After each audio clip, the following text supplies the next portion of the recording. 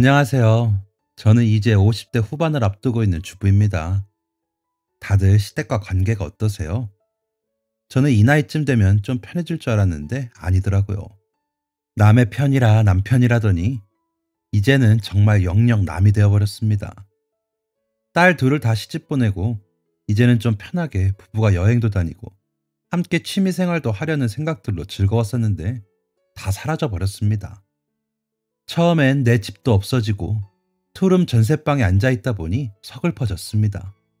그간 최대한 아낀다고 아끼며 애들 키우느라 전전긍긍하면서도 살다 보면 좋은 끝이 있겠거니 했는데 이혼을 하고 보니 내 인생이 다 허투루 느껴져 이번 명절엔 괜히 눈물만 나더라고요. 친정 부모님 볼 면목도 없고 딸아이들도 괜히 시댁이나 사위들에게 책 잡히고 눈치 보는 건 아닌가 싶고요. 하지만 저는 더 이상 그 남자의 아내, 그분의 며느리로 살 수가 없었습니다. 이제는 둘이 오붓이 아들 뒷바라지하며 사시니 좋으실 겁니다, 그분은. 저도 지금은 다 털어내고 새 출발을 했습니다. 연습이 필요하긴 했지만요. 지금은 떵떵거리며 잘 살고 있습니다. 이혼이 오히려 전화위복이 된 셈이지요. 저는 26살에 결혼을 했습니다. 결혼 전에는 철도청 공무원이셨던 아버지의 권유로 저희 친정지역 기차역에 매표소에서 근무를 했었죠. 대학을 다니지 않고 20살부터 결혼 전까지 6년을 하다가 친정엄마 아시는 분의 소개로 남편과 선을 보게 되었습니다.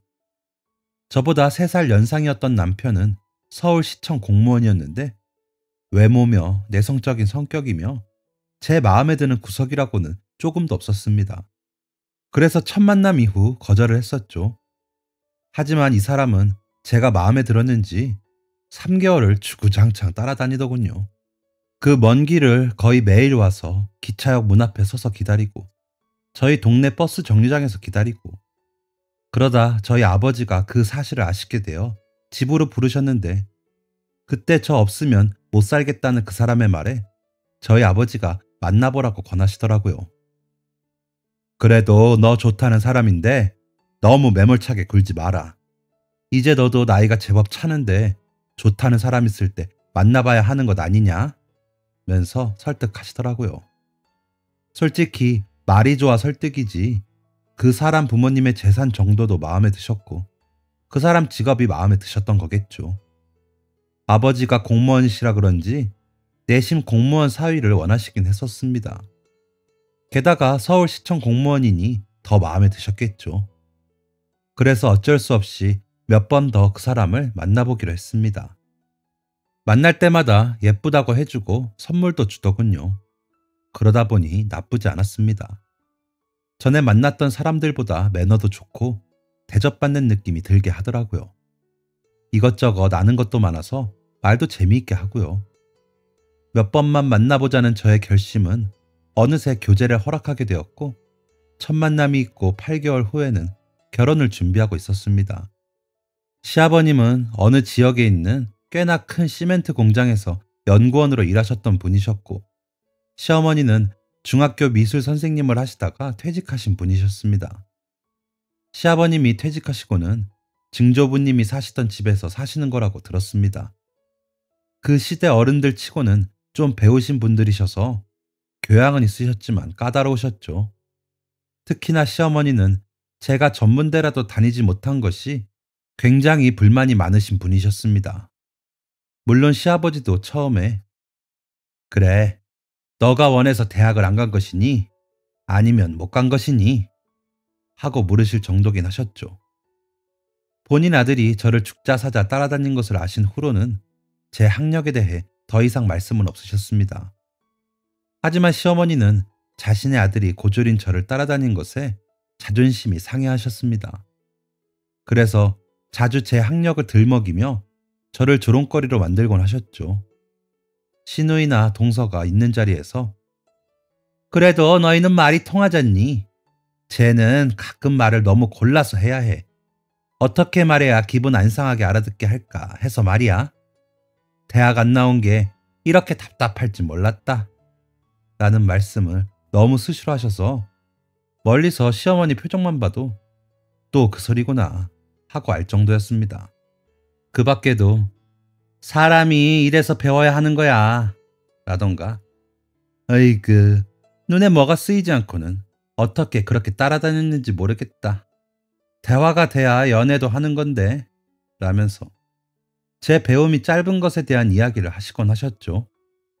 저와 동갑인 시누이는 전문대를 나와 유치원 교사를 하고 있고 동서도 대학 나와 결혼하고도 계속 맞벌이였거든요. 시어머니는 결혼하고 임신하면서 학교 일을 그만두신 걸로 압니다. 제 생각엔 어차피 피차 집안일 하는 사람인데 시어머니나 저나 별 다를 것이 없는 것 같은데 그놈의 대학 못 나온 걸 그렇게 두고두고 말씀하시더라고요. 남편이라는 작자는 그래도 우리 어머니나 아버지는 당신 힘들게 일 시키거나 시집살이 시키진 않잖아. 다른 집은 더한 꼴도 많다던데. 서운한 말씀을 좀 하시는 거지. 힘들게 키운 맏아들 좀 더 욕심 나셨나 보지. 내가 괜찮다는데 뭐 그런 말에 신경을 써. 라며 본인 어머니 말씀에 별 토를 달지 못했습니다. 그런 말들이 시집살이가 아니면 도대체 뭐가 시집살이인가요? 사람 자존심 상하게 만들면서 기죽이는 게 시집살이 아닌가요? 화가 났지만 친정 부모님은 너희 시부모님들이 교양 있고 배우신 양반들이니 잘 배우고 익혀라. 사람이 그런 기쁨은 거저 생기는 게 아니거든. 라고 하시며 속 없는 소리만 하셨습니다. 저희 친정 아버지는 대학을 가고 싶으셨지만 7남매 장남으로 태어나 경제적인 여건 때문에 고등학교 졸업하시고 바로 군대 가셨다가 취직하신 곳이 철도청이었거든요. 그러다 보니 항상 공부 많이 한 사람에 대한 동경이 있으셨습니다. 그런 저희 아버지의 동경과 로망을 모두 이루신 분들이 저희 시부모님이셨죠. 그렇다고 경제적으로 더 처지거나 한 것도 아닌데 그러셨습니다. 저희 친정엄마는 중학교만 나와 집에서 농사일 돕다가 손보고 저희 아버지와 결혼하셨는데 그저 아버지 말이 법이려니 하고 사시거든요. 외가에서 받은 유산으로 경제적인 부분을 많이 보태셨는데도 한 번도 아버지 말에 토를 달거나 싫은 소리 하시는 법이 없으셨죠. 그런 부모님을 보고 자라 그런가 저도 역시나 큰 소리 내면서 싫다는 표현하는 게 힘들기도 했습니다. 고작 하는 거라곤 남편에게 어머님이 그러셔서 속상했다고 말하는 게 다였죠. 그래서였는지 점차 아무 일이 아닌 게 되더라고요. 하지만 저희 속에선 부글부글 불만이 자라고 있었습니다. 아이들이 크면서는 더했습니다. 저는 딸만 둘을 낳고 신우는 아들, 딸을 낳고 동서는 아들만 둘을 낳았습니다. 아무리 많이 배우고 고상하신 분들이어도 아들, 손주에게 정이 더 가시는 것 같았습니다. 옛날 분들이니 그러려니 했죠. 그런데 저희 큰애가 10살쯤 되었을 때 너가 아들로 태어났으면 얼마나 좋니? 너희 아버지 제사상은 누가 차려주니? 에휴, 못 배운 마누라랑 사느라 고생하는데 죽어서도 편하지가 않겠다. 아들 하나를 못 낳아서 이렇게 하늘 만드니 세상에 라고 하시더라고요. 순간 머리부터 발끝까지 바늘로 찌르는 것 같았습니다. 온몸이 후끈거리며 속에서 열불이 나 어머님, 저한테 하시는 건 그렇다고 해도 애한테 무슨 말씀하시는 거예요? 라며 부들거리며 이야기했습니다. 시집가서 10년 동안 한 번을 대거리한 적이 없었던 저였기에 시어머니도 놀라셨는지 얘, 말이 그렇다는 거지 뭘 그렇게까지 하니? 너 그거 자격지심이다. 내가 없는 얘기한 것도 아니고 아쉬운 마음에 한마디 한 걸 뭐 그렇게 나서니? 속상했으면 미안하다. 있는 사실도 마음 놓고 말을 못하겠다. 라며 나긋나긋 말씀하시더군요. 시어머니의 그런 태도에 도저히 더 그 자리에 있지 못할 것 같아 아이들 옷을 입혀 시댁에서 나와버렸습니다. 뒤늦게 남편이 따라 나와 괜히 왜 일을 크게 만들어? 어머니가 속상해서 하신 소리를 뭘 그렇게 예민하게 굴어? 라며 저와 아이들을 끌어당기며 다시 시댁으로 데리고 가려고 하더군요. 그때 처음으로 남편에게 소리를 질렀던 것 같습니다. 당신은 바보예요? 자기 안사람 하나 편도 못 들어주더니 이제는 애들이 그런 얘기를 듣는데 참아요? 나한테는 그래도 애들한테는 그러시면 안 되죠. 놔요. 오늘은 그냥 갈 거예요. 당신이나 당신 어머니 곁에서 바보처럼 기분 맞춰요. 라며 택시를 잡아타고는 아이들과 먼저 집으로 왔습니다. 집에 도착해 애들이 먹고 싶다는 떡볶이를 해서 먹이는데 큰애가 그러더라고요. 엄마, 내가 공부 열심히 해서 엄마 기 살려줄게. 나 이번에 시험도 네 과목이나 100점이야.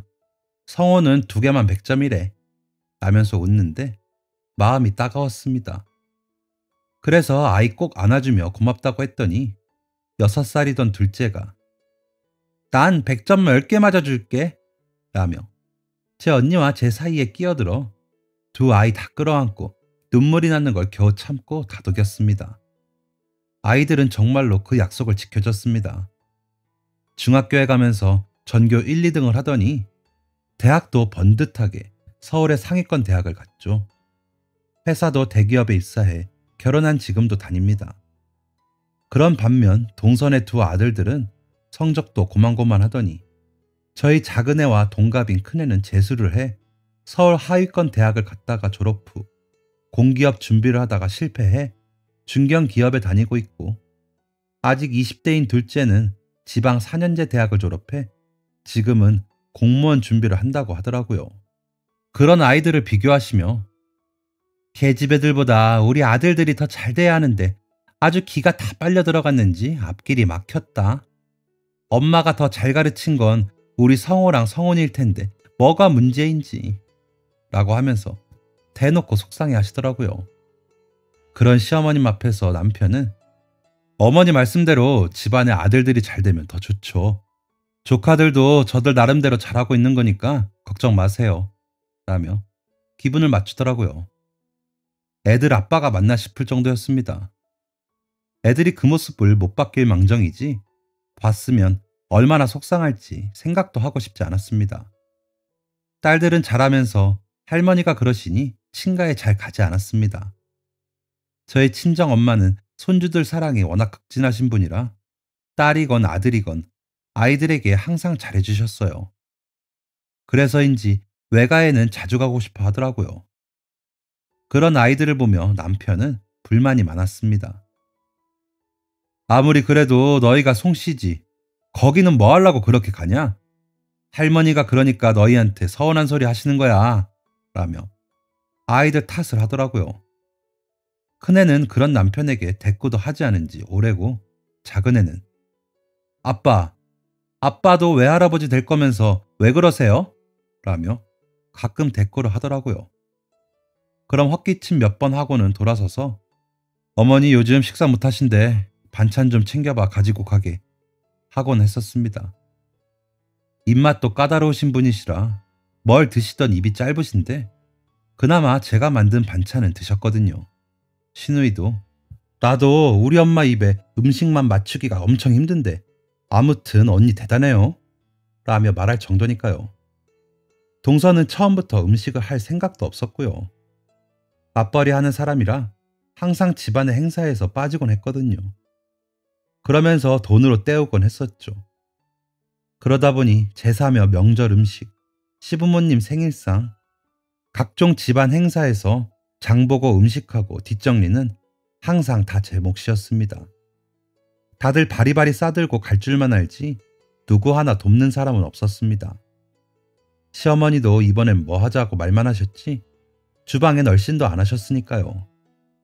그래도 가끔 시아버지께서 고생한다며 용돈을 주시기도 했죠. 50만 원에서 100만 원까지도 받아봤습니다. 그리고 저희 친정에도 때마다 좋은 선물을 빼놓지 않아 주시기도 했고요.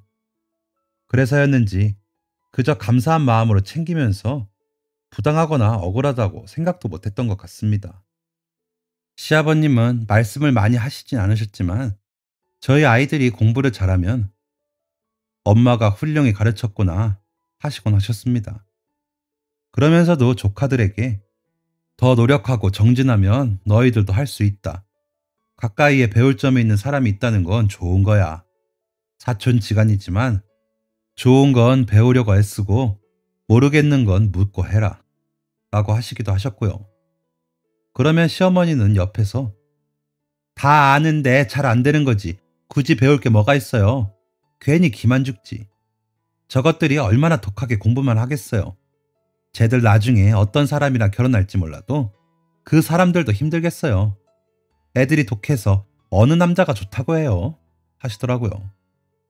울컥해 제 표정이라도 변하면 저 봐요. 저 엄마 닮아 독하지. 우리 장남이 그러질 못해서 코가 꿰었지.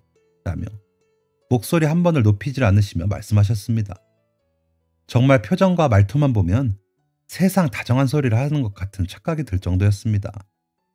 그런 시어머니를 보면서도 아무도 왜 그러시냐는 말을 못한 것도 아마서 그래서가 아닐까 하는 생각도 듭니다.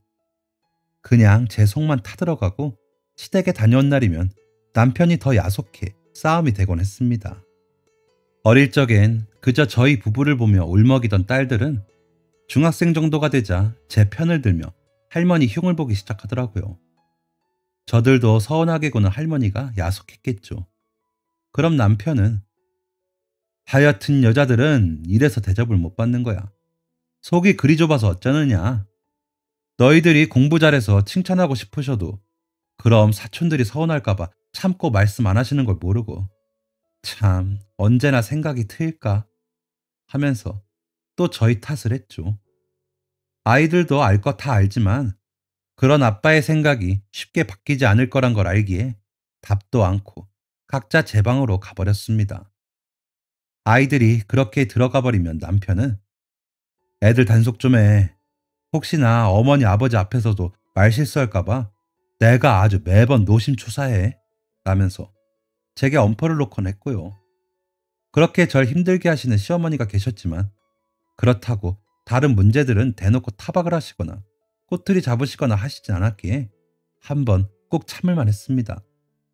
남편도 시댁 관련 일만 아니면 저희 친정에도 때마다 인사도 잘 가고 무슨 기념일마다 저한테 선물도 잘하고 했으니까요.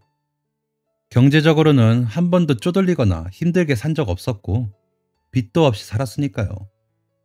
시누이나 동서도 매번 고맙다, 대단하다, 입바른 말만 하긴 해도 선물이나 애들 용돈도 잘 주면서 저와 잘 지내려고 했습니다.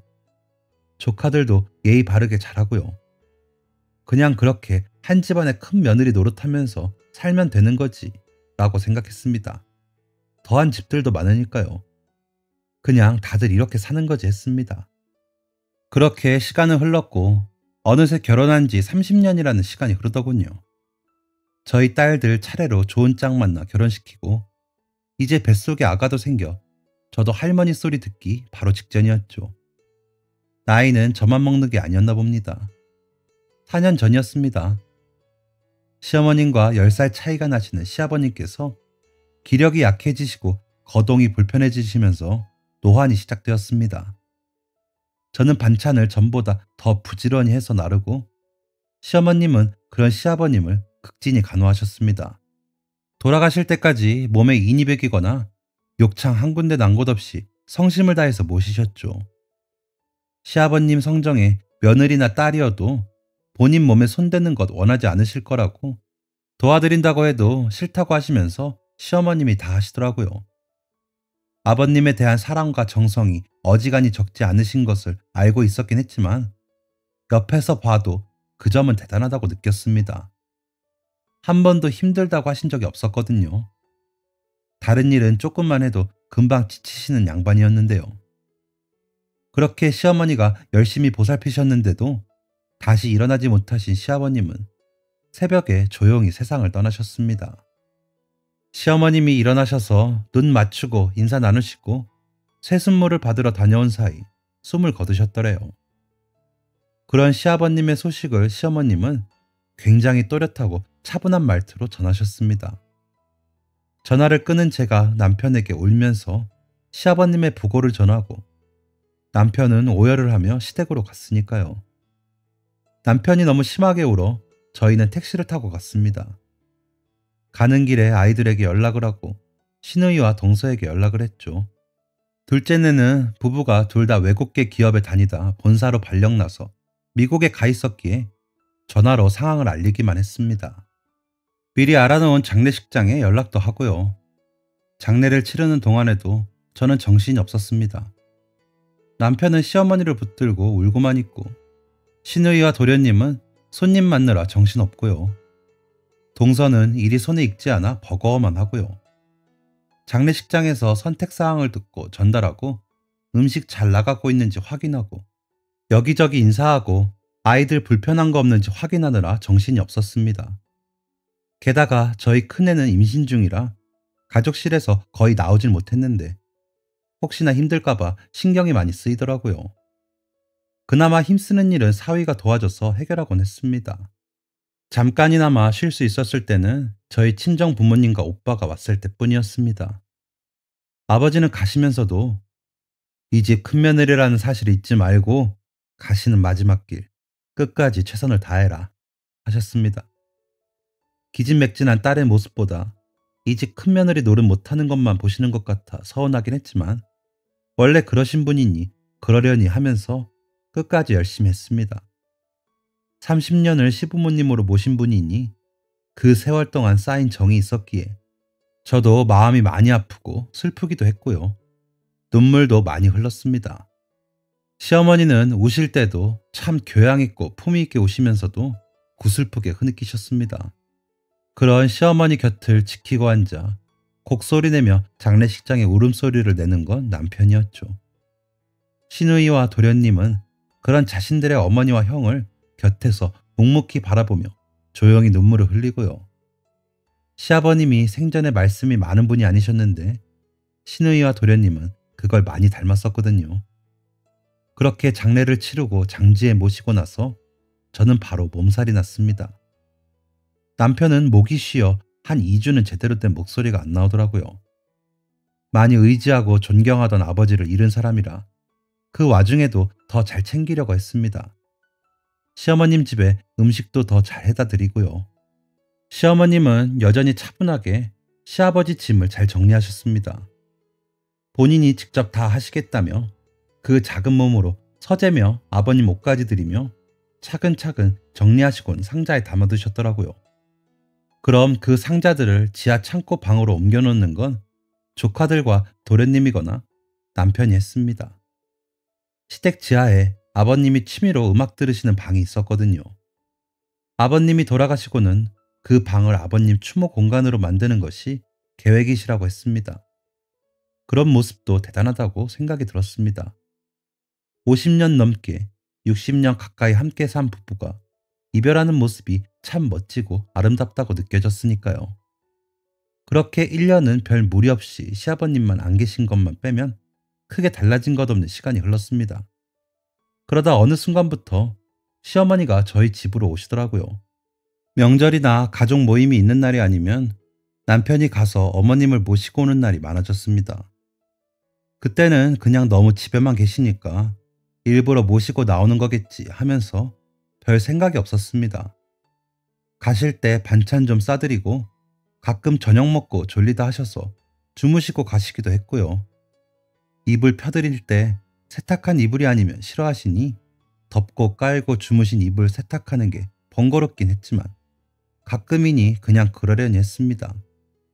그때 큰애가 낳은 손자가 막 태어났을 때라 큰애네 집까지 반찬을 해날라야 해서 정신이 없었거든요. 큰애가 육아휴직을 끝내고 복직을 하려면 아이를 봐줄 사람이 필요한데 제가 맡기로 했거든요. 사부인은 지금도 일을 하시는 분이라 제가 할 수밖에 없는 상황이기도 했고요. 그러길 한 6개월 흘렀을까요? 주말이라 큰애네 집에도 안 가니 오랜만에 낮잠이나 자려고 누웠는데 인기척이 나더라고요. 나갔는지도 몰랐는데 남편이 시어머니와 함께 들어오더군요. 깜짝 놀라 일어나 어머님 말씀도 없이 오셨어요. 저는 좀 고단해서 눈 좀 더 붙일까 했어요. 식사하셨어요? 라고 여쭈니 예, 너는 무슨 여자가 낮잠이니? 아주 팔자가 늘어졌다. 곧 점심때인데 어쩌려고 잠을 자? 하시더라고요. 하연이 집에 안 가는 날이라 좀 쉬어볼까 했어요. 어머님 댁에도 어제 다녀와서 주말엔 좀 쉴까 했죠. 라며 억지로 웃으며 대답했더니 그러게 덜컥 애는 왜 맡아? 그래봤자 외할머니가 그 일을 왜 해주고 있어? 괜한데 기운 쏟지 마라. 그러다 너 골병 들면 그거 누가 감당하니? 너희 남편만 나중에 고생시키는 거지. 라고 하시는데 기분이 상하더라고요. 내 새끼 사정 봐서 하는 거지. 제가 무슨 덕을 보겠다고 그러고 있겠어요. 그래도 잘 배운 내 딸이 조금이라도 더 잘 되길 바라는 거죠. 그래서 속으로 고를 내고 있는데 한마디 더 하시더라고요. 그러게 적당히 해서 시집갔으면 얼마나 좋아. 괜히 계집애가 너무 잘나게 굴어서는 시집가서 그게 뭐니. 배운 게 아깝고 어쩌고. 제 자식도 스스로 못 키우는 엄마가 무슨 엄마야? 아주 잘난 척하느라 여러 사람 고생시키는구나. 라고요. 그래서 어머님, 제 새끼 잘난 덕으로 제가 손주한테 사랑 줄 수 있어 좋은데요. 제가 좋아서 하는 거예요. 애들 벌이 좋아서 사람 쓸 수도 있지만 요즘 무서운 뉴스도 많고 해서 제가 하고 싶어 하는 거예요. 라면서 차를 건네며 억지로 웃었습니다. 그런 저를 차분히 보시던 시어머님은 그래 자식 잘 두고 고생해서 좋겠다 라며 차를 드시더군요. 눈치 없는 남편은 어머니 오늘은 저녁도 드시고 주무시고 가세요. 내일 일요일이니 저랑 아침에 공원에 산책도 가시고요.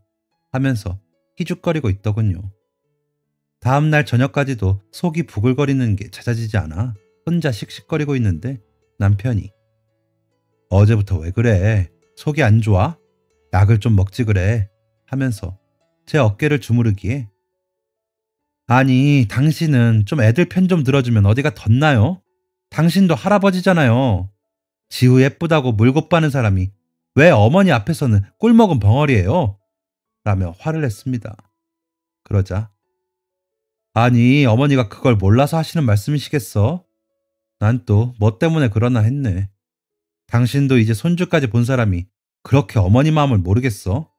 제발 넓게 생각 좀 해. 걱정해 주시는데도 난리야. 그리고 어머니 말씀이 틀린 게 뭐가 있어? 라면서 방으로 휙 들어가 버리더라고요.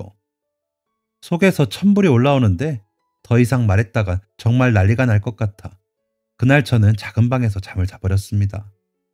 다음날 아침 일찍 일어난 남편 아침밥만 차려놓고 딸네 집으로 가버렸습니다. 정말 꼴도 보기 싫더라고요. 반찬을 가지고 딸아이 냉장고를 정리하고 손주와 놀다 보니 마음이 어느새 누그러졌습니다. 많아야 일주일에 2번 정도이니 노인네 그러는 거 한 번 더 참자 하고 또 속으로 삼켰죠.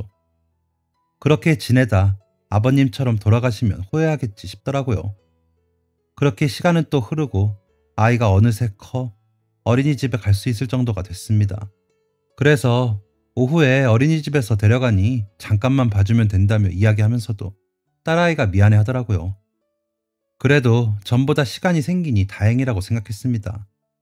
그러던 어느 날 저녁에 사위가 먼저 와 아이를 전하고는 집으로 돌아오니 남편과 시어머니가 함께 있더라고요. 어머니 오셨어요? 저녁 드셔야죠. 잠시만 기다리세요. 국 끓이고 생선만 구울게요. 하고는 저녁상을 차리고 있는데 남편이 오늘 어머님이 지나다 딸기를 보시고 당신 생각이 났다면서 사들고 혼자 오셨어. 어휴, 이걸 가지고 여기까지 혼자 오시느라 얼마나 힘드셨겠어. 라며 호들갑을 떨더라고요. 그래서 웬일인가 싶었지만 그래도 감사한 마음에 어머나 그러셨어요? 잘 먹을게요. 하며 웃었습니다. 그러자 에휴 이래서 나이가 들면 자식 곁에 살아야 하나 보다. 내가 나이가 들어 그런지 몸이 둔해지고 어디 다니기도 겁이 나.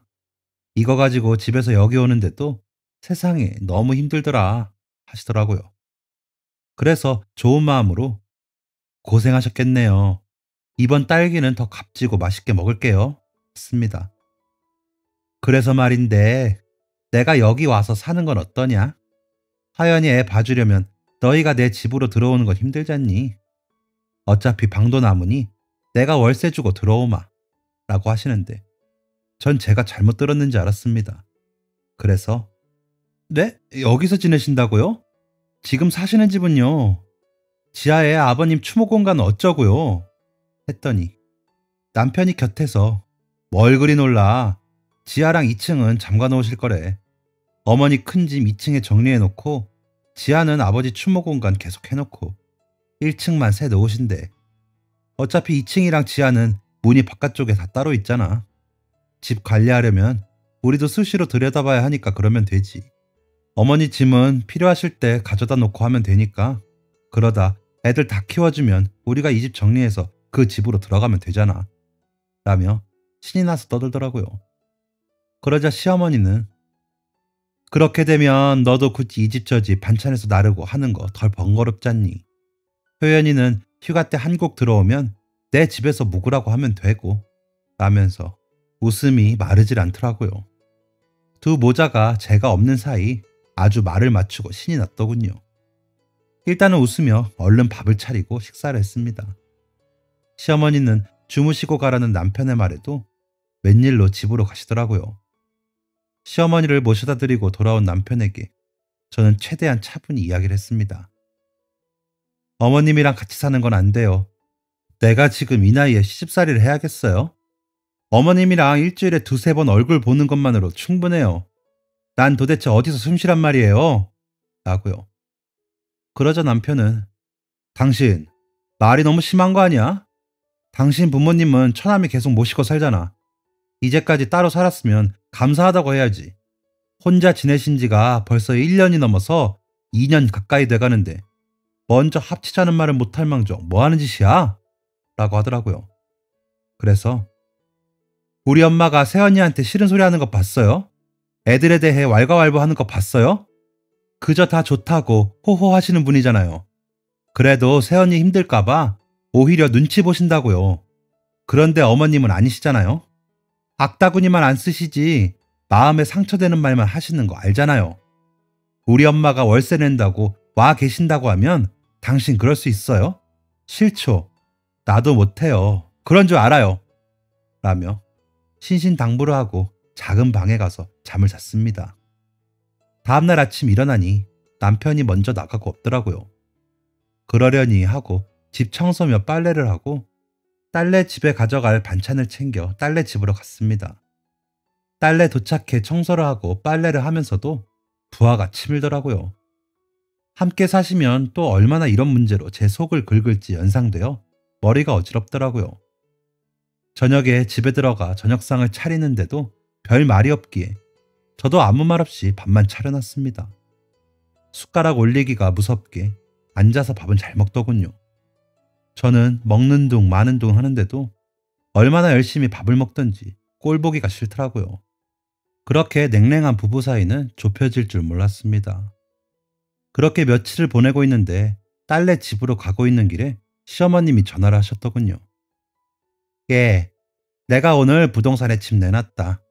이번 주말부터 아범이랑 애들 오라고 해서 짐도 비우고 벽지도 새로 바르고 해야 할 것 같아. 너도 그런 줄 알아라. 하시는데 어머님 죄송한데요. 합가는 좀 힘들 것 같아요. 저도 지금 화연이 집이랑 오가는 것도 벅찬데 어머님까지 집에 계시면 저는 언제 쉬어요? 화연이네 아이 좀 더 크면 그때 다시 얘기해요. 라고 말씀드리자 한참을 말씀이 없으시더니 아무 말 없이 전화를 끊으시더라고요. 그래서 다시 전화를 할까 했지만 괜히 그랬다간 고집을 부리실 것 같아 그냥 두기로 했습니다. 저녁에 집으로 돌아가니 남편은 그때도 돌아오질 않았더군요. 저녁을 차리고 기다렸지만 연락도 없고 오지도 않으니 걱정이 되더라고요. 그래서 전화를 해봤죠. 전화를 받자마자 당신 어머니께 도대체 뭐라고 한 거야? 당신 미쳤어? 부모님 모시는 문제를 왜 당신이 멋대로 정해? 내가 그러자고 하면 하는 거지. 지금 당장 어머니께 와서 잘못했다고 빌어. 라면서요. 그래서 그럼 거기서 당신 어머님 당신이 모시고 살아요. 나는 그렇게 못하겠으니까요. 애들에 대해서 그렇게 말씀하시면서 어떻게 한 집에 살 생각을 해요? 나는 어머님보다 내 새끼가 더 중요하니까 같이 사는 건 못하겠어요. 라고 말하고는 제가 먼저 전화를 끊었습니다. 그러고 그날 밤 집으로 오지는 않더니 문자를 보냈더군요. 내가 그나마 당신과 결혼 생활을 이어갈 수 있었던 건 간혹 불평을 늘어놓아도 우리 부모님을 성실히 모셨기 때문이야. 그런데 지금 우리 어머니를 이렇게 야박하게 대하는 태도는 용서할 수가 없어. 이럴 거면 이혼해. 내 재산 한 푼도 못 주니까 빈몸으로 나가서 딸한테 가서 얹혀 살던지 해. 결혼 생활 내내 먹여주고 재워줬으면 된 거잖아? 라고요. 그래서 내가 결혼할 때 나 아니면 죽는다기에 얼마나 대단히 잘해주나 하고 속아서 결혼한 내가 미쳤지. 그래, 이혼합시다. 하지만 빈손으로 못 나가지. 변호사 알아볼 테니 당신도 그렇게 해. 세월이 있는데 재산 절반은 내 거고 위자료도 톡톡히 줘야 할 거야. 라고 답장을 했습니다. 그리고는 딸아이에게 남편과 저의 문자 내용을 보내고는 전화를 해 그동안의 일들을 이야기했습니다. 조용히 듣던 딸은 엄마, 내 친구 중에 이혼 전문 변호사가 있어. 내가 소개해 줄게. 아버지한테는 내가 연락할 테니까 엄마는 연락 와도 받지 마. 엄마, 그리고 일단 내일 짐 대강 싸서 우리 집으로 와요. 라고 하더라고요. 다음날 딸아이의 말대로 대강 짐을 싸서 딸아이 집으로 갔습니다. 사위 보기가 민망했지만 그래도 걱정 말라고 이야기해주는 덩에 마음이 놓이더라고요. 사위는 사위대로 남편을 만나고 왔는지 이야기를 전해주는데 부모가 다투면 화해를 시켜야지. 더 갈라놓는 게 자식이 할 도리냐? 하면서 역정을 냈다고 하더라고요. 그러자 딸아이는 오죽했으면 이라고 말하며 저에게 엄마, 마음 약해지지 마. 이제는 엄마 인생 살 때야. 라면서 당부를 하더라고요. 지 언니에게 소식을 들은 둘째도 전화를 해 엄마, 잘했어. 할머니랑 어떻게 살아? 이참에 미국으로 올래? 하더군요. 친정에 알려야 하는데 차마 입이 떨어지지가 않았습니다. 그래서 미루다 딸 내온 지 일주일쯤 되었을 때 친정으로 전화를 했습니다. 때마침 어머니가 전화를 받으셨기에 안부를 물어보며 빙빙 말을 돌리고 있자니 화연이한테 얘기 들었다. 언제 전화 하나 했어? 마음고생 많았지? 그 양반 그 소리 할 줄 알았어. 잘했어. 나도 송서방한테 한 소리 했다. 나도 이 시골에서 그만 살고 싶으니 서울 가서 월세 내고 살게 방 하나 내어달라고. 그렇게 할 테냐고. 그랬더니 어머님이랑 저희 어머니는 다르지 않습니까? 라고 하기에 이혼하라고 했어. 아주 뻔뻔하기가 말할 수 없잖니? 내가 너 몫으로 떼어놓은 땅도 있어. 여차하면 그거 팔아줄 테니까 그런 놈이랑은 헤어져. 너 대학 못 나왔다고 평생을 시달리게 했으면서 어디 늙음하게 시집살이까지 시키려고 해? 라며 우시더라고요. 죄송한 마음에 한참을 울다 엄마는 아버지 어떻게 참고 견뎠어? 라고 물었습니다. 너희 아버지는 그래도 항상 내 편이었어. 나한테 이거는 해줘 라고 하면서도 너희 할머니나 동생들이 나에 대해 입이라도 뗄라치면 아주 가차없이 불호령을 내렸지. 그래서 나 위해주는 건 내 신랑밖에 없구나 싶어 살았어. 송서방처럼 그러면 어떻게 사니? 라고 하시더라고요. 그 말을 들으니 제가 이혼을 하기로 한 게 잘했다는 생각이 들더라고요. 제가 그간 참은 게 억울해지더라고요. 그리고 우리 어머니한테까지 그렇게 말한 남편에게 정이 더 떨어졌습니다. 그렇게 이혼 소송은 시작됐고 남편의 재산은 정확히 5대5로 나뉘었습니다. 저희가 살던 집은 다 팔아 정리했고 남편 명의의 저축금들도 반이 제게 돌아왔죠. 위자료는 2천만 원을 받게 되었습니다. 남편은 그 부분에 특히나 반발이 심했는데 노모를 부양하지 않는 제가 위자료를 줘야 한다고 주장하더라고요. 그리고 자식들까지 본인에게 등 돌리게 만들었다며 자신의 피해가 너무 크다고요. 하지만 집안 대소사를 다 맡아 하고 오랜 가사 노동을 하며 성실히 집안을 돌보았으나 모욕을 받은 점과 무시를 당한 점이 참작되어 제가 위자료를 받게 되었습니다. 이혼이 마무리되기까지 1년이 꼬박 걸리더라고요. 그때 받은 돈으로 지금 살고 있는 빌라 투룸을 얻고 나머지 돈으로 생활비를 했습니다. 딸아이가 아이 봐주는 값으로 전부터 주던 돈을 조금 더 챙겨주기도 하고요. 그 가부장적인 친정아버지도 전 남편에게 호되게 한 소리 하셨나 보더라고요. 딸들도 잘했다고 하지만 저들 살기 바쁘니 엄마를 지금 이상 보살피는 건 좀 힘들 것 같아 조용히 혼자 지냈습니다. 하지만 매번 제일 바쁘던 사람이 할 일이 사라지니 조금은 우울해지더라고요. 코로나 때문에 혼자라도 여기저기 움직이기가 눈치도 보이는 시기도 하고 말이죠. 그렇지만 괜한 소리 안 들어서 골치 아플 일도 없어 좋기도 하더라고요. 좀 더 편하게 지내는 연습을 해야 했습니다. 곰곰이 생각하다가 무작정 친정으로 내려갔습니다. 처음엔 아버지가 내리시는 호통에 온몸이 오그라드는 것 같았습니다. 하지만 아버지도 제가 안쓰러우셨는지 다음 날부터는 별 말씀이 없으시더라고요. 그리고 삶의 여유가 생기니 예전에는 눈에 들어오지 않던 게 들어오기 시작했죠. 친정은 옛날 동네이긴 했지만 관광객이 많은 동네라 식당이 잘 되더라고요. 그런데 동네 특산물인 주재료인 식당이 다수다 보니 제한적이더군요. 그래서 생각했죠. 제가 자주 가던 식당 같은 스타일로 차리면 좋겠다는 생각이 들더라고요. 간단한 식사와 분식도 파는 식당이었는데 깔끔한 주방을 보여주면서 과감한 색상의 인테리어를 해서인지 젊은 사람들도 많이 가더라고요. 그래서 그 식당을 벤치마킹하기로 했습니다. 관광객들이 간단한 식사를 원하는 사람들은 먹을 식사를 찾기가 힘든 동네라 수익성이 나쁘지 않겠다 싶더라고요. 그래서 집도 내놓고 다 정리해 친정에 아예 놀러 앉기로 했습니다.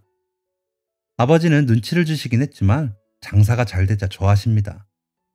엄마는 서울 살더니 이렇게 세련된 데를 열 생각을 했냐며 간식으로 너무 좋다고 하시더라고요. 서울보다는 덜 달게, 더 담백하게 간을 하다 보니 동네 분들도 좋아하시더라고요. 저번 달 매출은 코로나 때문에 어려운 와중에도 개점 이후 가장 높은 매출을 찍었습니다. 동네 분들과 지역 학생들도 많이 찾아 관광객만 기다리지 않아도 되어 시기에 상관없이 잘 시작한 것 같습니다. 30년 동안 시댁이며 애들에게 반찬을 해다 바친 게 영 허송세월은 아니었나 봐요. 남편은 아이들한테 계속 연락을 하며 자기 힘들다는 이야기를 하나 본데 애들도 받아주질 않는다고 합니다. 둘이서 알콩달콩 살면 될 걸 왜 그러나 모르겠습니다. 동서도 전화를 해 레시피 좀 알려달라고 성화를 부리기에 알려주긴 했는데 과연 그 맛을 낼지 궁금하네요. 저는 이제 이 식당 더 키우면서 이 지역 맛집으로 만드는 일에 매진해보려고 합니다. 앞으로도 저 더 잘하라고 기운 좀 팍팍 넣어주세요. 이제는 오로지 저를 위한 삶을 살아보려 합니다. 용기가 좀 더 필요한데 잘할 수 있겠죠? 지금까지 사연 들어주셔서 감사합니다. 사연이 재밌으셨다면 구독과 좋아요를 눌러주세요. 감사합니다. 안녕히 계세요.